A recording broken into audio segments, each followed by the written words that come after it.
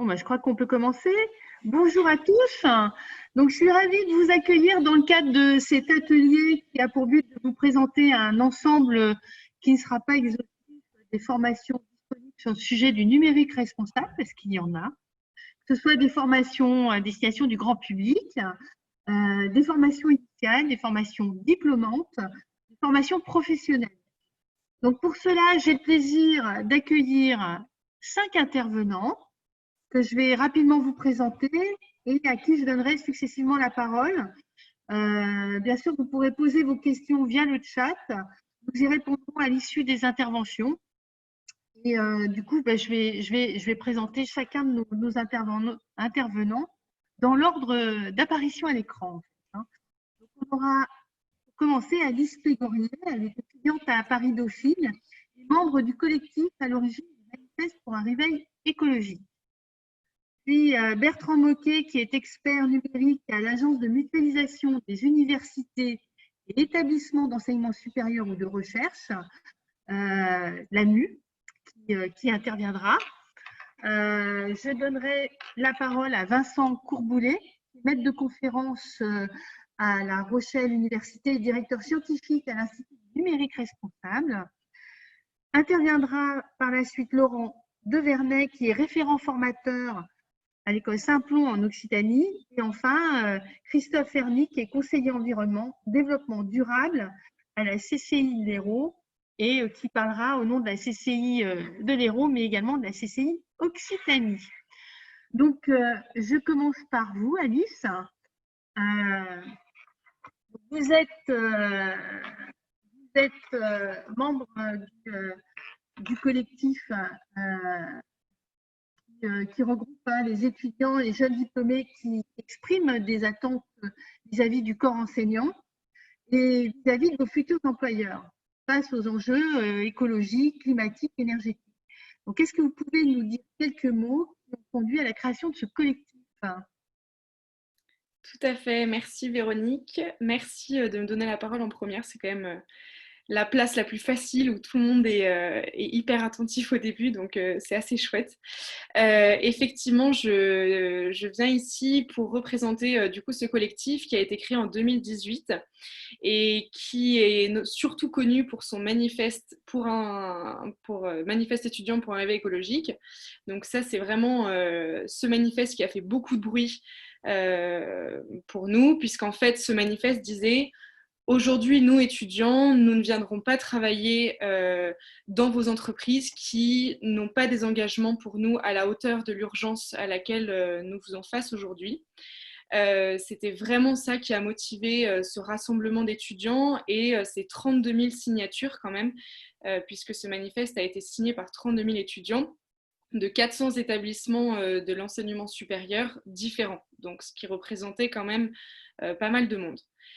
Ensuite, on s'est développé en tant que collectif. Ce collectif, aujourd'hui, il rassemble à peu près 80 étudiants actifs qui passent aujourd'hui dans le monde actif du travail. Donc, il n'y a plus que uniquement des étudiants.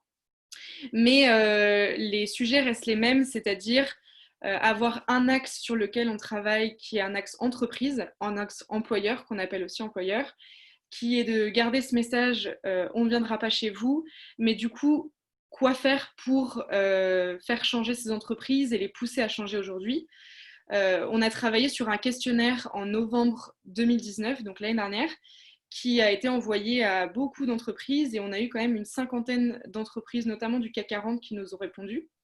Et on a rassemblé toutes ces données, toutes ces réponses pour les traiter aujourd'hui en analysant ces informations par secteur. Donc, on va analyser les réponses du secteur du luxe, du secteur du BTP, du secteur de l'automobile, du secteur financier.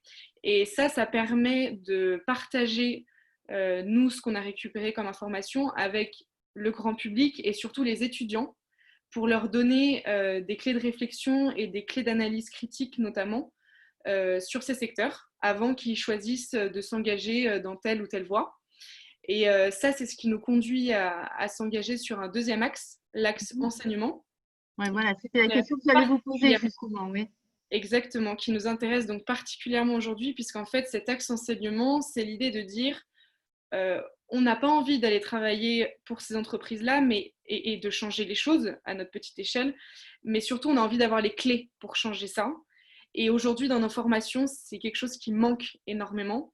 On n'est pas formé aux enjeux climatiques, aux enjeux de la biodiversité, aux enjeux du numérique, puisque c'est quand même un sujet aujourd'hui très, très important.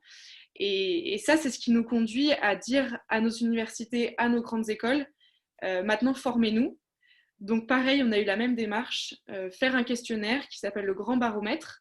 Donc l'idée, c'était un peu de mesurer l'engagement des universités et des grandes écoles dans cette transition ou cette transformation surtout écologique, énergétique, et de pouvoir avoir ces formations qui répondent à ces enjeux. Ce grand baromètre, on est pareil, on l'a envoyé en mai 2020, donc ça date vraiment, c'est tout récent. Et on traite aussi ces informations actuellement. Donc ça va sûrement être la version 3 de Pour un réveil écologique, c'est-à-dire permettre de montrer quelle université est très engagée ou non, et de pouvoir surtout établir un dialogue avec ces universités. C'est l'avantage qu'on a, c'est qu'on a beaucoup d'étudiants. Moi, par exemple, je suis étudiante à l'Université Paris-Dauphine. En parallèle de mon engagement dans Collectif pour un réveil écologique, je travaille beaucoup avec l'Université Paris-Dauphine sur ses propres engagements. Et ces engagements, c'est pas uniquement, et c'est déjà bien, faire des fresques du climat pour alerter, etc. Mais c'est vraiment faire rentrer ces enjeux à un niveau du comité stratégique et du comité, notamment avec tous les directeurs d'études et les directeurs d'universités et de grandes écoles. Donc c'est vraiment montrer que ça doit passer à ce niveau-là. Voilà. Et on a aussi, je ne vais pas vous en parler aujourd'hui, ça nous intéresse peut-être un peu moins, mais sur le campus de la transition, etc., tout le livre blanc qui est sorti suite à ça, on a aussi beaucoup travaillé aux matières que doivent intégrer ce livre blanc, comment les enseigner, etc. Donc voilà un petit peu le panel de Pour un rêve écologique, comment on s'engage et surtout comment on donne des outils concrets. Parce que c'était vraiment ça qui était intéressant pour nous, c'était donner des outils concrets d'analyse. Il y a aussi le guide anti-greenwashing qui a été quelque chose d'important pour les étudiants. C'était pouvoir challenger son employeur ou son futur employeur avec des questions concrètes pour lui demander ses engagements en termes de développement durable, de RSE, etc. Donc voilà un petit peu pour le panel. Ensuite, pour la partie plus numérique, mais dites-moi Véronique si vous avez des questions un petit peu avant. Non, allez-y justement sur le volet plus numérique. Je pense que ça sera un bon enchaînement pour donner la parole à Bertrand, mais allez-y, je vous écoute. Alors sur le numérique par exemple, c'est quelque chose qui est assez intéressant pour moi d'intervenir aujourd'hui et surtout d'écouter aussi les autres intervenants parce que pour l'instant le collectif n'est pas vraiment engagé sur ces sujets-là parce que c'est des sujets de 1 qui sont assez techniques, de 2 que nous on intégrera dans nos questionnaires justement aux entreprises parce que finalement on ne peut pas en faire un sujet unique puisque ça touche quand même le corps des entreprises, le corps aussi de nos universités et de nos grandes écoles. Donc ça, c'est des sujets sur lesquels on est en train de s'engager, notamment en questionnant les low-tech et tous ces sujets d'actu. Donc, au sein de Programme écologique, on n'est pas encore là-dessus. En revanche, moi, à titre plutôt personnel, je travaille effectivement pour une entreprise qui travaille sur les data centers décarbonés 100% ENR à base d'hydrogène, on va dire. Donc c'est une promesse de remettre le data center auprès de ses utilisateurs, que l'utilisateur soit maître de ces données, qu'il sache où est-ce qu'elles sont hébergées. Elles sont alimentées, les data centers, en 100% ENR.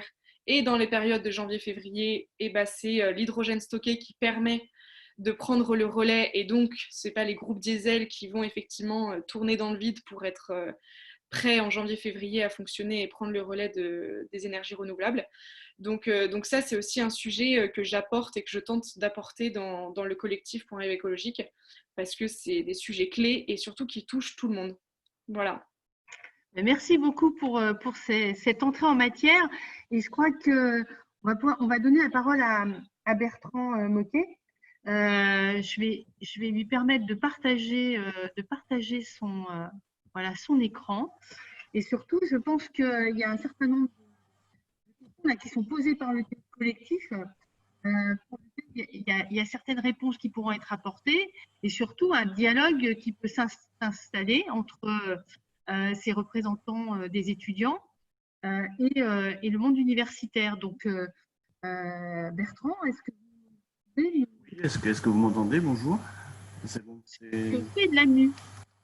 Alors l'AMU est une agence de mutualisation des universités. On a 25 ans et on existe à Montpellier et à Paris. On est moins connu comme étant sur Montpellier, mais notre travail, c'est faire la construction du système d'information des universités, la formation et l'accompagnement, la montée en compétences pour tout ce qui est système d'information. On va dire l'efficience de la gestion de l'université. On est un opérateur de l'État qui est un groupement d'intérêt public cofinancé par le ministère et par ses adhérents. Donc là, je parle avec derrière 170 adhérents derrière moi.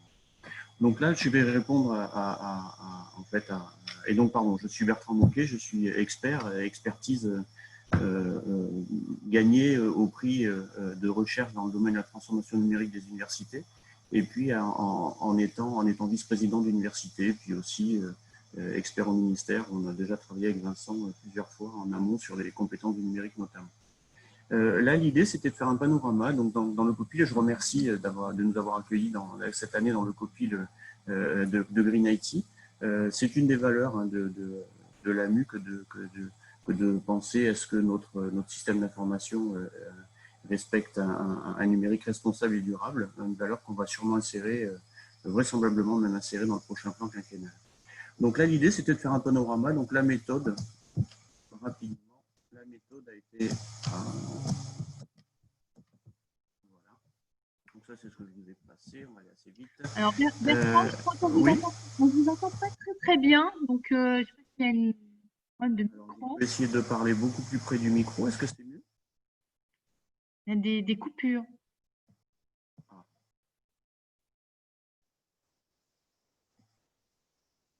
Est-ce que c'est mieux comme ça? Je vais essayer de parler plus distinctement. Véronique, vous m'entendez? Je ne sais pas si tout le monde vous entend bien. Peut-être Bertrand, que tu pourrais essayer de couper ta caméra? Peut-être, ça passera mieux.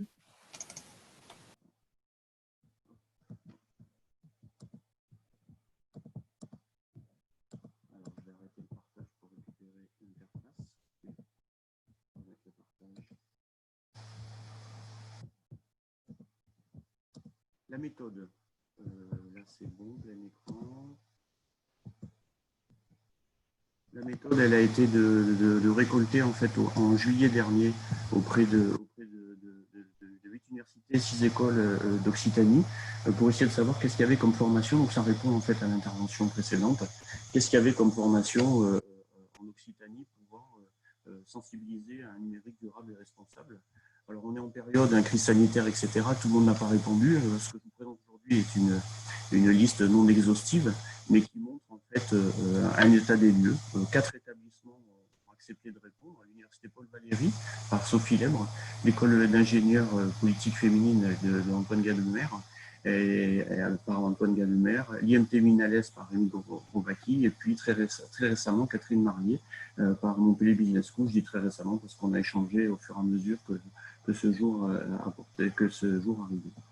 Le témoignage de Sophie Lèbre, donc pour ceux qui ne connaissent pas Montpellier, Paul Valéry, Université de Lettres, Sciences Humaines et Sociales, qui a un projet d'humanité numérique globalement, donc qui s'intéresse en fait à l'interaction entre le numérique et l'humain et le social.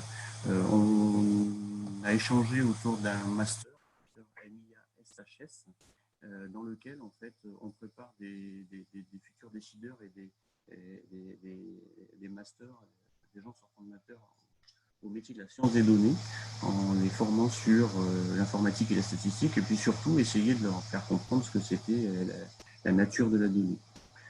Aujourd'hui, donc, la réponse est dans la nouvelle maquette qu'il y a justement un module dans lequel on va retrouver des enjeux environnementaux et sociétaux du numérique.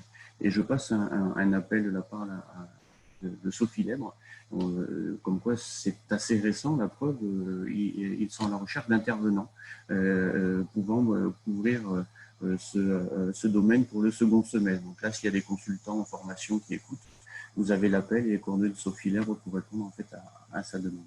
Le deuxième établissement, deuxième dans l'ordre de réponse en fait, c'est l'école féminine qui est basée à Sceaux, Troyes et Montpellier. Donc qui a répondu en fait avec plusieurs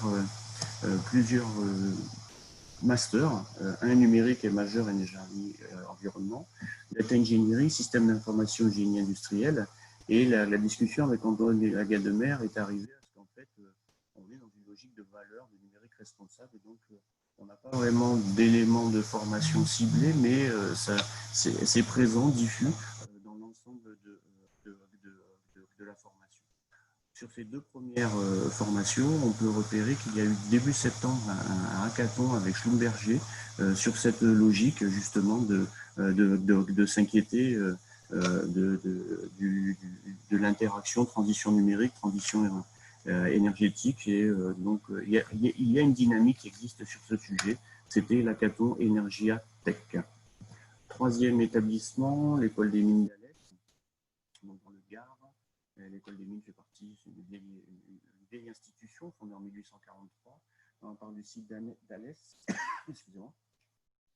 Et on va retrouver donc un département qui va peut-être un peu moins avouer travailler sur des aspects Green IT. Par contre, dans un des parcours par apprentissage, dans une spécialité informatique et réseau, il y a une volonté d'aller plus loin sur ces points. Donc ça, c'est le témoignage et la discussion qui a été ramenée auprès de Rémi Royaki. Enfin, grâce à une collègue de Catherine Marier, que je remercie chaleureusement, qui a fait le tour en fait de l'ensemble de l'offre de formation de Montpellier Business School. Donc Montpellier Business School qui est basée à Montpellier, comme son nom l'indique, grande école de management française. Et donc on a 3600 étudiants et on a en fait tout un plan de formation qui forme des futurs décideurs à être soit des responsables du digital ou des responsables de leur filière ayant normalement aujourd'hui un caractère digital dans son métier. Et donc on va retrouver une succession d'offres de parcours dans lequel les enseignants s'attachent au numérique durable. Donc c'est vraiment au niveau de la valeur là que ça intervient, avec un système de conférences qui peut intervenir et qui peut répondre à cette chose-là. Le constat de cette dynamique, et je vais arrêter de partager mon écran et repasser avec la caméra en essayant de ne pas perdre le fil. Le constat, c'est quoi? C'est de constater une dynamique qui est assez naissante. Ce n'est pas quelque chose qui est courant. C'est la discussion qu'on a eue et pour preuve, Paul Vac est en train de chercher des intervenants dans ce domaine. C'est une nouvelle offre de formation aussi. Et il y a une volonté, donc c'est la porte ouverte et je vais un peu demander à Alice si ça l'intéresse. Mais il y a une volonté de pouvoir continuer ce travail dans l'année. Donc on pourrait imaginer se retrouver et je pense autour de tous ceux qui sont présents aujourd'hui, de travailler sur cette thématique et en quoi on peut travailler sur un objet de formation qui fasse évoluer en fait les pratiques de ces établissements, voire étendre les démarches s'il y a besoin. Alors, je ne sais pas, Alice, merci Bertrand. Je ne sais pas, Alice, si vous voulez intervenir. Non, je serais ravie, Bertrand, de pouvoir en discuter si vous voulez un peu après, parce qu'effectivement, c'est des démarches qui nous intéressent beaucoup, surtout pour rendre concret, encore une fois, c'est vraiment le mot de nos actions, et surtout au niveau des universités et des grandes écoles. Nous, c'est vrai qu'en termes d'outils, on en manque, donc avec grand plaisir pour pouvoir échanger là-dessus, parce que c'est vraiment le sujet actuel dans le collectif. Donc, merci beaucoup en tout cas pour l'intervention. Merci Bertrand. Oui, allez-y. Et je suis confus, s'il y a eu des coupures, je partage de suite ma présentation, comme ça, ça pourra récupérer. Merci. Oui, c'est vrai que c'était un petit peu compliqué là, du côté du son, mais je crois qu'on voit qu'il y a une volonté d'apporter des réponses, hein, de saisir du sujet. On sent aussi la difficulté de les construire aussi, ces modules de formation, le fait d'être en recherche d'intervenants. Donc, je crois que l'intérêt aussi de cet atelier et surtout de ce début de panorama, c'est peut-être de croiser les différentes approches et de voir comment elles vont pouvoir se nourrir les unes des autres. Et je remercie Bertrand qui malheureusement ne pourra pas rester jusqu'à la fin de l'atelier parce qu'il a une contrainte de dernière minute. Et je vais donner la parole à Vincent Courbolet, qui est également universitaire. Vous êtes très impliqué depuis quelques années sur le numérique responsable, tant au sein de l'Université de La Rochelle, mais aussi comme enseignant-chercheur, mais au sein de l'INR. Est-ce que vous pouvez nous dire comment vous répondez dans le cadre de vos activités aux besoins de formation sur le sujet du numérique responsable, en particulier tous ceux qui ont pu être évoqués par les étudiants du collectif via la présentation d'Alice, mais également comment ça peut venir compléter ce que Bertrand a présenté. Alors, bonjour à toutes et à tous. Alors, pour éviter, est-ce que vous m'entendez bien ou pas? Très bien. D'abord. Ok, super. Donc, je ne vais pas prendre le risque d'allumer ma caméra. Enfin, je vais l'allumer 2 secondes histoire de vous faire un coucou. Donc voilà. Hop, on baisse un peu la caméra. Bonjour tout le monde. Voilà. Je la coupe histoire de conserver. Je vais essayer de répondre de façon assez pratique aux interrogations qui ont été déjà levées. Moi, effectivement, ça fait une dizaine d'années que j'enseigne le numérique responsable à l'Université de La Rochelle, dans le cadre d'enseignement qui s'appelait au début informatique et développement durable et qui aujourd'hui s'appelle numérique responsable ou sustainable IT.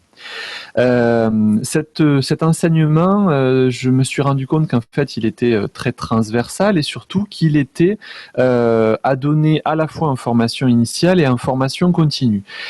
Mais c'était encore pas assez satisfaisant en termes d'écho, puisqu'en fait, on ne pouvait former que quelques dizaines quelques dizaines d'étudiants ou personnels ou extérieurs sur ce sujet-là.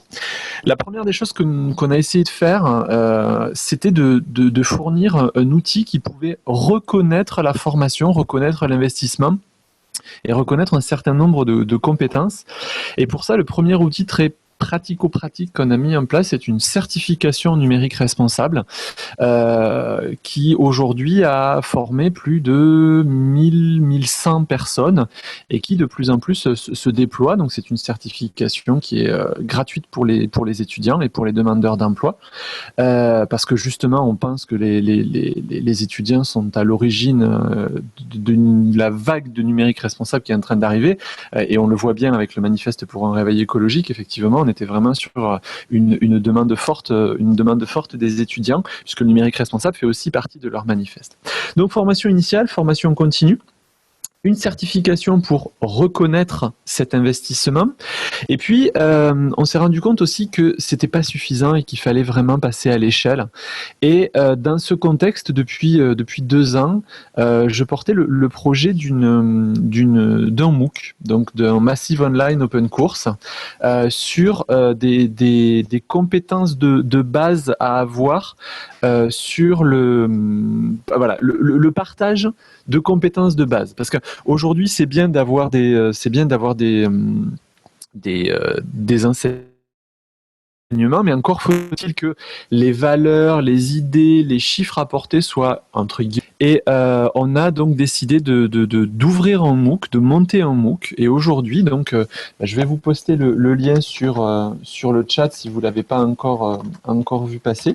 On a créé alors c'est un nom pompeux, hein, mais on a créé une académie du numérique responsable en ligne qui aujourd'hui dispose de 2 capsules de sensibilisation de 30 minutes, une en français, une en anglais, et propose un MOOC complet d'environ 5 heures qui correspond à peu près à une formation de 2 jours, justement pour passer à l'échelle. Donc, on est véritablement dans une recherche d'impact, une recherche d'effet de levier, parce que je pense que les étudiants sont les premiers à le savoir aujourd'hui. On ne peut plus se contenter de petits gestes, hein. Il faut vraiment essayer de les massifier. Donc, voilà, formation initiale, formation continue, la mise en place d'une politique de certification, la mise en place de MOOC pour passer à l'échelle. Voilà. Donc là, on est quand même sur des choses qui sont assez concrètes et factuelles sur l'enseignement. On essaye aussi de travailler à la structuration du monde de l'enseignement. Et dans ces cas-là, effectivement, et c'est là, je ne sais pas si Bertrand est encore là, mais il faudrait qu'on en discute. L'Institut du numérique responsable, qui est une espèce de think and do tank du numérique responsable, se propose de donner un label de formation numérique responsable pour aider les étudiants qui veulent se former à savoir qu'est-ce qui est fait et où. Parce que le numérique responsable, c'est très très vaste. C'est la communication, les data centers, les data, l'intelligence artificielle. Il y a vraiment une multitude de levier du numérique responsable et on se propose de travailler sur la notion de label de formation numérique responsable.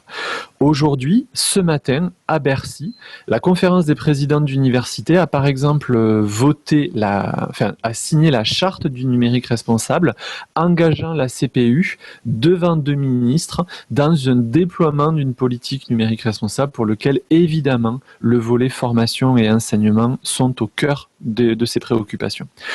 Donc voilà, on a aussi des hackathons qui permettent un petit peu de ludifier ce concept de numérique responsable. Là encore, je vous en cite un dans lequel on est impliqué, qui s'appelle Design for Green, mais il y en a plein d'autres, hein.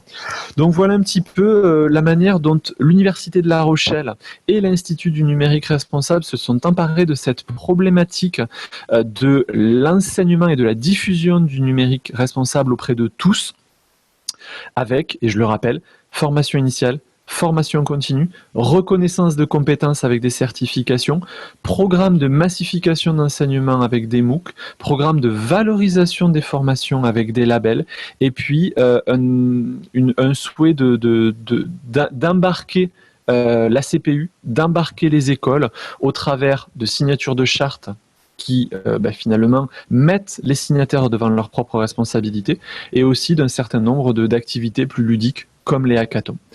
Voilà, j'ai essayé de faire un panel un peu global de ce que de notre côté on avait essayé et réussi à mettre en place depuis quelques années.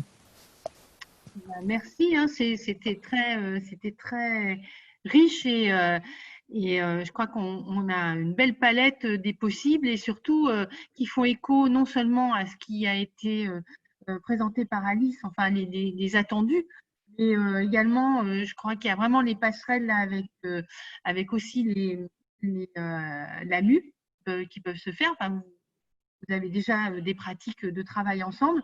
Donc, c'est en train de diffuser. On voit bien que ça a mis quand même quelques temps avant de se déployer, mais l'éventail d'acteurs, de cibles qui sont touchés par la dynamique que vous avez présentée, dans laquelle vous êtes impliqués, est important. Et en fait, on a des compléments qui se font également par ailleurs. Non, je sais pas, il y a un bruit là. On t'entend assez mal, Véronique, ouais. Ah bon. Voilà, alors je continue. Je voulais donner la parole mais du coup, pour parler d'une offre de formation qui est existante et qui est portée par Simplon, hein, le réseau national de fabriques numériques et inclusives. Pourquoi et comment Simplon, organisme de formation qui s'adresse aux demandeurs d'emploi, intégrer les enjeux environnementaux dans ces formations. Et pour ça, Laurent Devernay, est-ce que vous pouvez nous apporter des réponses qui viendront compléter ce qui a en partie été présenté tout à l'heure? Oui, tout à fait. Effectivement, c'est un peu complémentaire. Donc, je vais commencer par présenter Simplon et après vous présenter ce qu'on propose sur le sujet. Donc, pour resituer, en fait, on est un organisme de formation qui forme qu'au métier du numérique. C'est un choix initial. À la base, c'était former essentiellement les décrocheurs scolaires. Aujourd'hui, il y a aussi beaucoup de profils en reconversion. Donc, le profil de base, c'est les demandeurs d'emploi, et c'est des formations gratuites et certifiantes avec un accent qui est mis depuis le départ sur l'inclusion. Donc, on est dans le domaine de l'économie sociale et solidaire. Et juste pour quelques chiffres, en fait, on est à 82 fabriques, donc centres de formation en France. On en a une vingtaine à l'international et on est à plus de 8 000 personnes formées et 150 000 jeunes sensibilisés. Donc, sensibiliser les jeunes au numérique, mais aussi à la nécessité d'avoir un numérique inclusif et aussi responsable. Donc, l'année dernière, on a publié un plaidoyer pour prendre position là-dessus, donc des engagements globalement pour un numérique plus responsable, que ce soit au niveau des territoires et de l'accompagnement donc dans la transition numérique. Et on a fait le choix en fait d'appliquer le numérique responsable dans toutes nos formations. Ce que je veux dire par là, c'est que dans toutes nos actions de formation qui mènent, en gros, notre offre classique, c'est une formation qui va ouvrir vers un titre professionnel équivalent Bac+2, ou en entrée, on s'affranchit des prérequis techniques, des prérequis de diplôme, peu importe, pour avoir des personnes d'horizons très différents. Et donc ces personnes-là, quand on les accompagne, on a fait le choix d'avoir des modules qui les accompagnent aussi sur la question du numérique responsable. Il y a plusieurs explications à ça. La première, c'est que aujourd'hui, le numérique responsable, c'est un sujet très large qui est de plus en plus d'actualité et on ne peut pas se permettre de ne pas former des professionnels là-dessus. Donc, on agit directement sur ceux qui vont entrer dans le monde du travail sur les métiers numériques pour qu'ils soient sensibilisés au sujet. Notre premier angle d'approche, c'était l'impact environnemental via l'éco-conception de services numériques. Et en fait, quand on tire le fil, on se rend compte que c'est beaucoup plus large que ça. Donc, on essaye aussi d'embarquer tout ce qui est accessibilité, la problématique des données personnelles, de la cybersécurité, de l'inclusion, de l'éthique et de l'économie de l'attention. En gros, tout ce qui fait que le numérique peut avoir un impact négatif sur les personnes ou sur la planète. Donc, pour nos apprenants, déjà pour nous, c'est important qu'ils soient formés là-dessus, mais pour eux, on voit qu'il y a beaucoup d'avantages parce que c'est différenciant pour l'insertion professionnelle et c'est aussi quelque chose qui va structurer leur parcours pédagogique. Ça va orienter leur choix technique, ça va les inciter à creuser certains sujets parce que quand on cherche des pistes d'optimisation technique, surtout quand on est en formation, on va découvrir des notions qu'on ne connaît pas, donc on va aller plus loin, on va pouvoir explorer plein de nouveaux sujets et surtout, ça crée, comment dire, ça développe l'appétence des apprenants pour le sujet du numérique parce que derrière, ça va engager leurs valeurs morales entre autres et leurs engagements écologiques ou sociaux. Donc, quand on s'est mis à se dire, bon, on systématise ça dans tous nos parcours de formation, la question qui était hyper compliquée forcément, c'est la question de comment on fait. Donc, on a commencé par mettre en place un atelier qui dure 1 heure, qui brosse le panel du numérique responsable dans son ensemble, avec des chiffres, des faits, des petits ateliers, des petites manipulations pour les personnes qui assistent, et des bonnes pratiques pour commencer déjà chacun, en gros, à se protéger. Parce que souvent, des enjeux du numérique responsable, c'est aussi se protéger des effets négatifs du numérique. Donc, on a cet atelier-là qui dure en théorie 1 heure. Donc, on a mis en place les slides, on a un replay, on a une version en anglais, et on a aussi une version courte, une version qui dure 15-20 minutes, qui est plus facile à mettre en place, on va dire.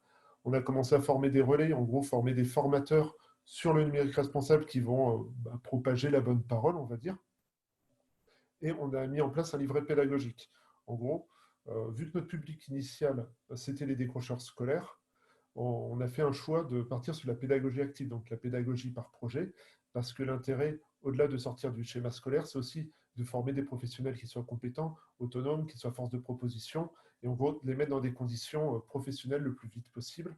Donc, dans ce livret pédagogique, on propose des ressources. On propose des ressources extérieures, donc des tutos, des vidéos, peu importe, des articles. On propose aussi des briefs projets clés en main pour dire si en tant que formateur, tu vas aller vers tes apprenants pour leur apprendre l'accessibilité ou au moins les sensibiliser sur le sujet, on te propose une activité simple. Aller sur un site pour suivre un parcours utilisateur uniquement clavier, c'est un exemple parmi tant d'autres, mais aussi des projets qui vont embarquer des volets du numérique responsable, ou même des sujets d'évaluation où c'est très bien de nous développer une application ou un site web qui répond à un besoin client, mais est-ce que ça satisfait le RGPD par exemple? Est-ce que ça satisfait les critères de performance? Parce que si le site n'est pas efficient, s'il n'est pas rapide, va y avoir un impact financier certes, mais surtout un impact social parce que ça veut dire qu'il y aura un grand nombre de personnes qui ne pourront pas accéder facilement à cet outil. Donc, on essaie d'introduire ça comme ça à travers toutes les étapes de formation. Dès le début, en gros, au début de chacune de nos formations longues, donc des formations de 6 mois à 1 an, on a une période qui s'appelle la prairie, qui est une période hyper intensive où on va construire la promo via des activités de team building, leur donner un aperçu du programme et comment dire, confronter leur appétence technique en leur donnant beaucoup de choses à faire et aussi, donc, dès le début de cette prairie, leur dispenser cet atelier du Nord pour qu'ils découvrent le numérique responsable. Euh, Sans que ce soit descendant, sans que ce soit que des slides. Il y a vraiment, c'est important que ça alimente des échanges, qu'il y ait des ateliers pour qu'ils manipulent eux-mêmes, parce que c'est là qu'ils vont prendre conscience, souvent qu'ils vont être choqués et qu'ils vont s'emparer du sujet. Et ça veut dire, quand je dis que c'est un atelier qui dure en théorie 1 heure, souvent, et la dernière fois c'était encore le cas, on part sur 1 heure et il y a des discussions, il y a des échanges et on finit par, ça dure 2 heures. Ça dure 2 heures parce que les apprenants s'emparent du sujet, ils ont forcément plein de questions, parce qu'on va chambouler leur quotidien, on va chambouler leur perception du numérique, et rien que ça, déjà, pour eux, c'est hyper enrichissant et ça change leur posture, leur future posture de professionnel.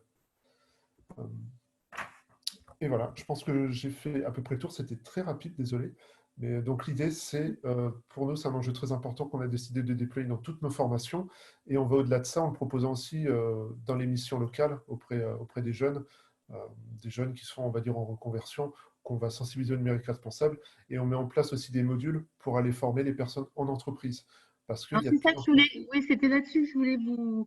Ben, j'avais 2 questions avant que vous parliez de l'offre élargie que vous avez.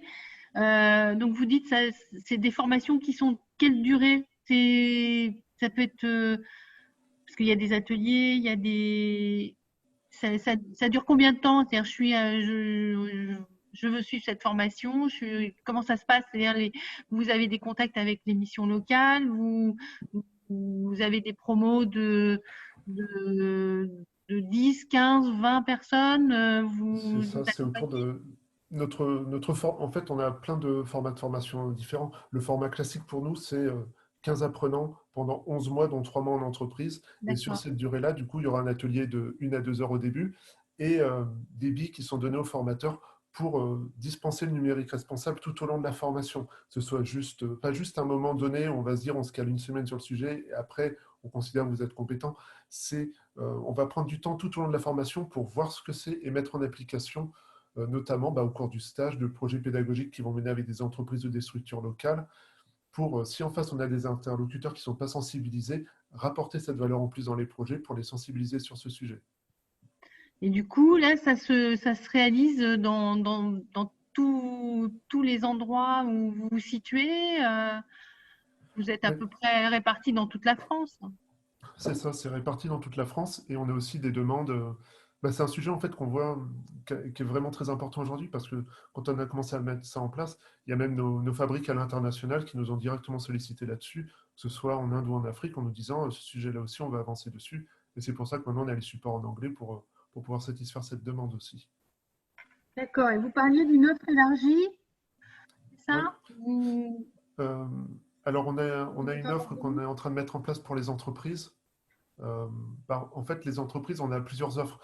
C'est soit on va vous embarquer sur la question du numérique responsable pendant une demi-journée ou une journée pour vous sensibiliser là-dessus, mais là-dessus, il y a d'autres acteurs comme l'INR qui font ça très très bien. Mais on va peut-être aller sur des spécialités. Merci. Avec plaisir. On va plus aller sur est-ce que vous voulez qu'on vous accompagne sur l'éco-conception, l'accessibilité, l'économie de l'attention. L'économie de l'attention, en fait, c'est un sujet dont on entend parler de plus en plus, mais qui est pas mal sous-estimé. Donc, l'économie de l'attention, en fait, c'est en très résumé et très grossier, qu'est-ce qui nous rend accro à Internet et à nos smartphones. Et en fait, on se rend compte qu'il y a des impacts physiologiques, il y a des impacts physiques sur la capacité d'attention des êtres humains, mais aussi sur leur capacité à travailler. Parce que quand on est moins attentif, on est moins efficace. Et donc, on peut aussi voir à l'entreprise comment on va définir un système d'information, des systèmes de communication avec nos collaborateurs qui vont moins les solliciter en continu et qui vont leur permettre de se concentrer sur ce qu'ils ont à faire. Donc, ça va aussi là-dessus. Et ça peut aller jusqu'à ce qu'on appelle le digital detox. Comment vous allez faire pour devenir moins accro à votre smartphone, typiquement. Et là, on est aussi en train de mettre en place des partenariats avec des écoles et des organismes de formation pour leur proposer des modules sur le numérique responsable.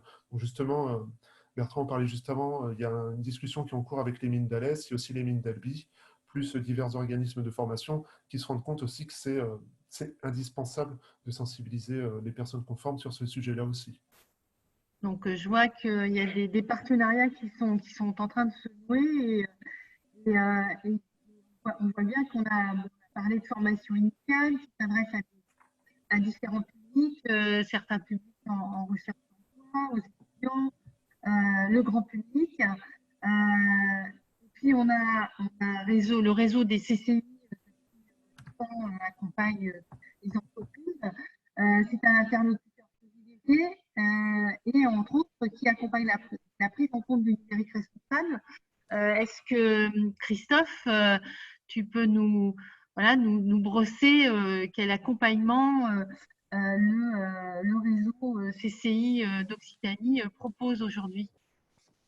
Oui, merci beaucoup Véronique. Donc effectivement, au niveau des CCI d'Occitanie, nous proposons un programme. Alors, je vais développer la partie formation sur ces sujets du numérique responsable, mais plus largement, on est sur un programme d'accompagnement.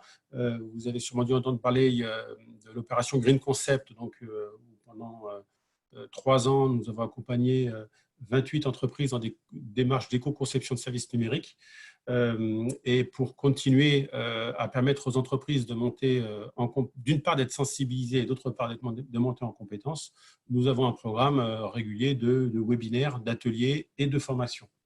Donc, on va faire plus spécifiquement, voilà, un zoom. Attendez, je vais partager mon écran. Voilà. Est-ce que vous voyez le diaporama ou non? Ce n'est pas le diaporama que vous voyez. Si. Si, vous voyez le diaporama, très bien. Donc voilà. Donc, déjà, sur les actions, on peut parler du livre blanc Green Concept, donc, qui synthétise les 45 bonnes pratiques mises en œuvre dans les entreprises de la région dans le cadre de cet accompagnement sur l'éco-conception. Donc, ce livre blanc est téléchargeable gratuitement sur le site greenconcept-innovation.fr. Après, nous avons un programme de webinaires réguliers, il y en a tous les ans, il y en a eu déjà 3, je crois, cette année. Le prochain webinaire sera organisé par la CCI de Toulouse le 13 novembre sur des solutions numériques pour un numérique responsable, avec des témoignages d'entreprises toulousaines notamment qui sont engagées dans ces démarches. Nous avons eu dernièrement, il y a 15 jours, un atelier Econum, quels éco-gestes pour un numérique responsable. Là, l'objectif, c'était de sensibiliser les salariés, pas forcément sur des sujets qui ne sont pas sur des postes liés au numérique, mais de voir comment, au quotidien, à la maison et au travail, vous pouvez appliquer des éco-gestes. Et puis, après, on a un programme de formation, à peu près chaque année au même moment, avec 3 thématiques. La première, c'est l'éco-conception des services numériques. Donc là, la prochaine édition sera du 16 au 18 novembre à Montpellier, et puis une autre en avril 2021 qui est organisée par la CC de Toulouse en distanciel. Donc là, on est sur des formations de 2 jours et demi, avec une formation animée par greenIT.fr et avec une certification qui est délivrée avec l'INR, justement, dont on parlait tout à l'heure. Ensuite, nous avons une formation qui va plutôt concerner les DSI, responsables achats et environnement, pour travailler sur la partie équipement des entreprises, pour chercher à réduire l'impact environnemental du système d'information. Donc, c'est la formation qu'on appelle Green IT État de l'art, qui, elle, aura lieu du 18 au 20 novembre, toujours sur un format de 2 jours et demi, avec une certification après, délivré avec l'INR. Alors, tu te souviens, hein, ce n'est pas une certification de l'entreprise. Là, on parle bien de certification de personne. On passe un examen à la fin de la formation pour valider les acquis. Voilà. Et puis, au mois d'avril 2021, une formation assez technique pour les personnes qui veulent aller plus loin sur la quantification des impacts environnementaux des services numériques, avec une formation sur l'analyse de cycle de vie. Donc là, c'est 2 journées assez intenses par petit groupe de 4 en fait. Là, l'objectif, c'est pour des experts aller à chiffrer les impacts environnementaux de façon assez précise. Voilà pour un panorama. Et donc là, l'idée, ces formations, c'est qu'on les retrouve chaque année au même créneau de date, ce qui permet pour les entreprises de pouvoir planifier à l'avance cette montée en compétences. Voilà, pour un panorama assez rapide des formations proposées aux entreprises et aux collectivités aussi d'ailleurs, qui sont intéressées par ces sujets-là en Occitanie. Merci beaucoup Christophe. Christophe qui a contribué à aussi construire cet atelier. Hein. Il intervient, mais il a aussi permis de trouver tous nos intervenants. Ce que je trouve intéressant, c'est que d'abord de partager avec vous et entre vous l'existence de ces possibles, hein, de ces possibles en termes de formation. Vous voyez qu'il y a beaucoup d'acteurs qui dans leur sphère d'intervention proposent des formations, hein, que ce soit des formations professionnelles, des formations, vous voyez, à des publics en recherche d'emploi, des formations universitaires, le grand public. Donc, il y a une volonté collective de faire bouger les lignes à ce niveau-là. Je ne sais pas si quelques-uns d'entre vous aimeraient compléter, poser une question, se dire demain, j'aimerais bien travailler avec vous. Est-ce que dans notre public de participants, il y aurait des questions ou des commentaires voilà, n'hésitez pas parmi nos intervenants si vous voulez compléter votre propos. Vous avez la parole. Alice, si vous voulez intervenir pour nous donner votre point de vue aussi, vous qui avez commencé l'atelier, est-ce que parmi nos intervenants, enfin les différentes présentations qui ont été faites, les panoramas, du moins ce qui existe en Occitanie, ce que Bertrand nous a présenté, ce que Vincent nous a détaillé sur l'activité menée depuis plusieurs années. Avez-vous des commentaires? Ouais, j'ai plein de questions surtout. Premièrement, c'est assez intéressant effectivement pour moi de voir tout ce panel de solutions qui existe parce que pour moi, c'est vraiment des solutions et vous l'avez super bien expliqué. La première question très concrète, c'est moi en tant qu'étudiante à Dauphine, comment je fais par exemple pour faire bouger mon université là-dessus et aller chercher vos solutions et comment je les fais venir au sein de mon université. C'est vraiment très concret. J'ai juste envoyé un mail de façon très concrète ou ensuite comment ça se passe au niveau de la mise en place en fait des solutions que vous proposez. Le vous, c'est qui en fait? C'est juste, c'est tout le monde ou Alors, c'est surtout Christophe et Vincent à qui je posais la question. Vas-y, Christophe. Eu égard à la technique, effectivement, au niveau de la CCI, on va plus accompagner la partie entreprise. Donc, je pense que sur la partie, effectivement, des universités, des centres de formation, je pense que Vincent pourra apporter une réponse. Ok. Alors, la question, elle est simple. Il y a plein de possibilités. La première, vous décidez... des étudiants décident de se former, de s'auto-former. Et aujourd'hui, l'autonomisation de la formation est importante. Donc, vous allez sur le site académie-nr.org, vous suivez le MOOC en français et en anglais, et vous avez une première formation.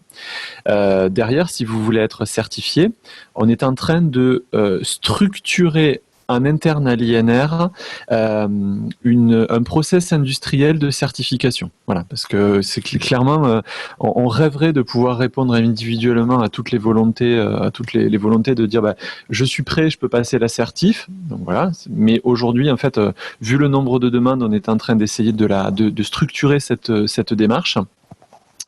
Mais une fois que on sera prêt, vous pourrez individuellement, sous présentation d'une carte d'étudiant, passer la certif gratuitement. Ça, c'est des démarches individuelles. Ensuite, si vous voulez collectivement et que Dauphine réponde à ce challenge, il y a deux possibilités. Vous trouvez un enseignement dans lequel vous pouvez intégrer cette matière et avec un prof, vous faites appel à un intervenant extérieur et vous organisez 2 jours de formation qui est certifiante ou pas en fonction des possibilités, mais voilà, vous avez cette possibilité-là qui est très classique dans les universités.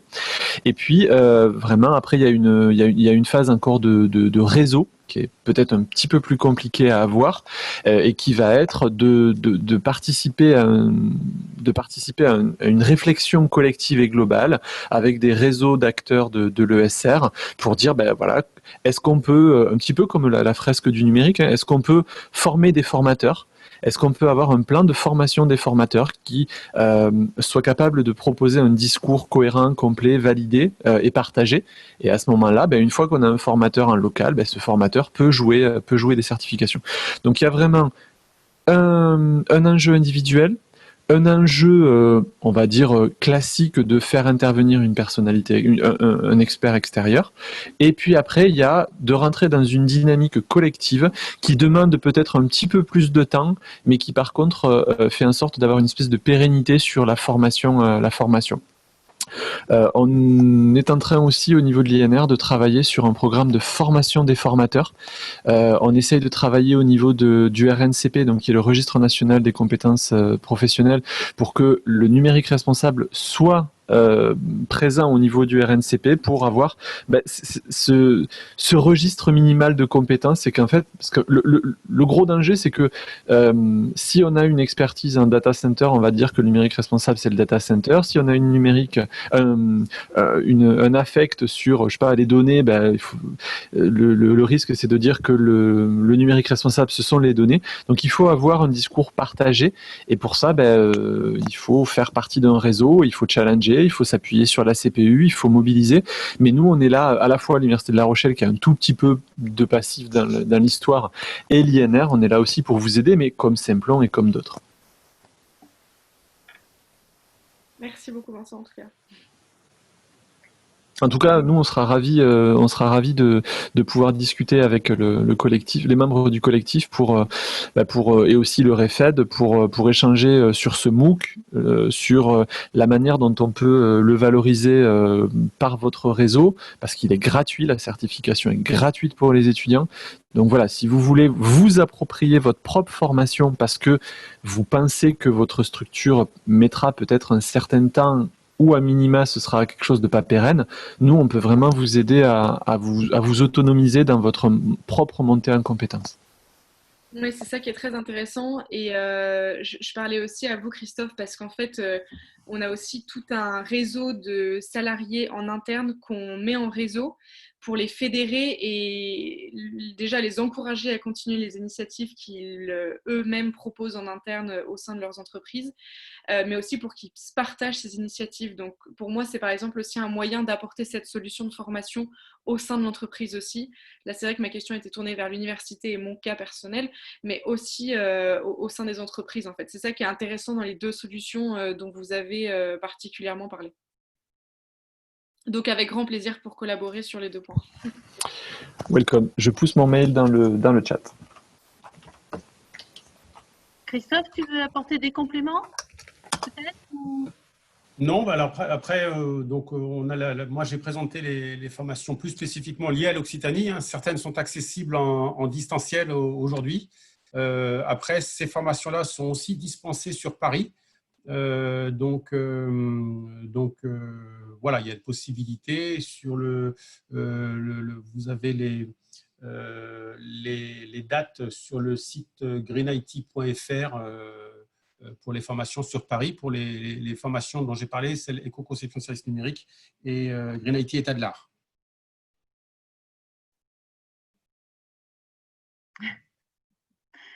Bon, ben, je crois qu'on a fait un bon tour d'horizon. Je ne vois pas de questions de la part de nos internautes. Dans la conversation, il y a des questions. Ah, c'est parce que des questions étaient posées dans la conversation. Alors, il y a une question. Quelle formation vous nous conseillerez pour la communication responsable, outil de partage de documents, de logiciels? J'avoue que voilà, ce qu'on appelle la partie communication responsable, si c'est la partie édition, notamment l'ADEME publie un certain nombre d'ouvrages au niveau national et par contre, je n'aurais pas formation à privilégier plutôt qu'une autre. J'ai mis le mot dans Google, il y a pas mal de réponses avec formation, communication responsable. Je ne saurais en privilégier une plutôt qu'une autre. Nous, En fait, il y a beaucoup de documentation sur le site de l'ADEME sur ce sujet. ouais. Nous, on va travailler avec le Capcom, qui est l'agence des communicants publics, pour essayer d'avoir, là encore, hein, d'avoir un panel le plus large possible des bonnes pratiques. Mais le problème de la communication responsable, c'est que tant qu'on n'a pas, et Julie Orgelet, qui, je suppose, anime ta formation ACV de services numériques, Christophe, tant qu'on n'a pas des ACV, en fait, on est très très proche de potentiellement raconter des grosses bêtises. Donc, est-ce qu'il vaut mieux imprimer? Est-ce qu'il vaut mieux envoyer une carte de visite? Est-ce qu'il vaut mieux ci? Est-ce qu'il vaut mieux ça? Est-ce qu'il vaut mieux envoyer un mail? Est-ce que Skype c'est mieux que, etc., etc. Aujourd'hui, en fait, cette question-là est très intéressante parce qu'elle soulève le manque criant de données fiables, de données partagées, de données ouvertes. Donc, en fait, aujourd'hui, les formations se frottent et se confrontent aussi à cette absence de données publiques pour lequel l'État est en train de réfléchir pour justement mettre en open data des données qui permettraient d'avoir un regard clair et éclairé sur tous ces impacts et puis apporter des vraies réponses et pas simplement on pense que ou ça doit être ça. Justement, Vincent,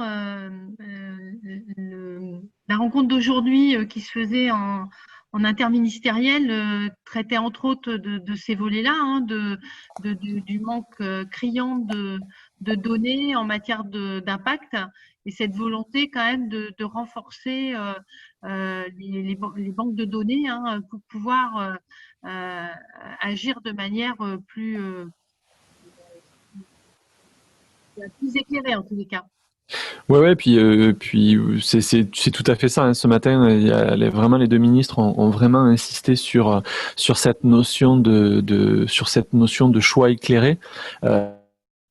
Parce qu'aujourd'hui et depuis quelques semaines, les débats, et on en a tous été témoins, les débats technologiques sont pollués par des positions de principe et des positions dogmatiques qui ne font pas du tout avancer le débat et qui ne font que le cristalliser entre des pros et des anti, et c'est pas comme ça qu'on va s'en sortir.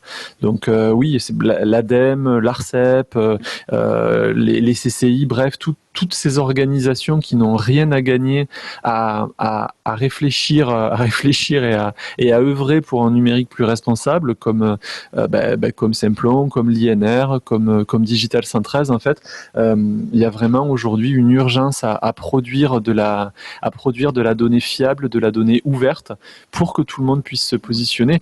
Et indirectement, et directement, la notion de formation est reliée à ça, parce que une fois qu'on a fait des ateliers, on a fait des groupes de travail, on a fait des livrables, on a fait des bonnes pratiques, il faut que automatiquement tout ça puisse ruisseler le plus rapidement possible vers la formation des étudiants qui seront dès demain, voire dès aujourd'hui, les premiers à devoir manipuler ces chiffres pour orienter leurs entreprises vers des choix justes et éclairés et judicieux, et éviter le greenwashing ou le bullshit en disant on va tout dématérialiser parce que le papier, ça, comme ça on ne coupe pas les arbres. Voilà, ça il faut aujourd'hui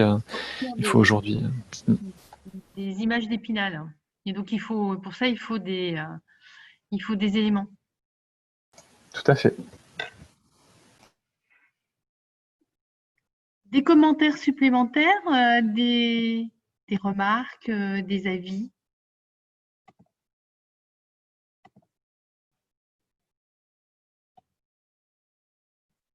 Je crois qu'on a fait le tour, et puis il va être l'heure.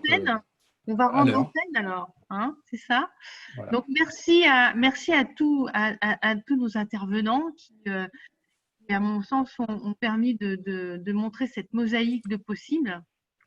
Et puis, merci à cette représentation étudiante qui aussi nous chatouille un peu les uns et les autres sur ce qu'on peut leur apporter aujourd'hui et demain.